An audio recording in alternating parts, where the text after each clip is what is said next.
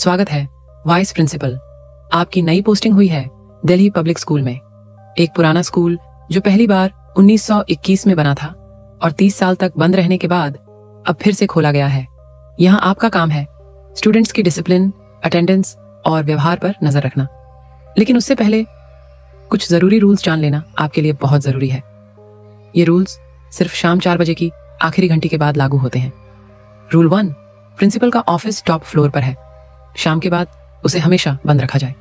अगर कभी इंटरकॉम बज जाए और आवाज आए स्टूडेंट को भेज दो, तो कोई जवाब मत दीजिए।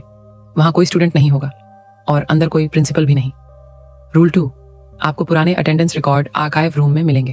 अगर टेबल पर एक फाइल हो जिस पर लिखा हो क्लास 10B 1992, उसे छूना मत, नाम मत पढ़ना, पन्ने पलटना तो बिल्कुल भी नहीं, क्योंकि उस क्लास का एक छात्र आज भी स्कूल आता है और वो नहीं चाहता कि कोई उसे पहचाने। रूल 3, अगर शाम 5 बजे के बाद कोई लड़का दिखे रेड टाई में यूनिफॉर्म पहने हुए, उसे देखकर रास्ता बदल लीजिए, आंखें नीचे रखें, उसे नजरें मिलाने की भूल मत कीजिए। वो पूछेगा सर वॉशरूम जा सकता हूं, कोई जवाब मत देना, बस चुपचाप निकल जाइए, क्योंकि आप वो टीचर नहीं है जिसे वो ढूंढ रहा है।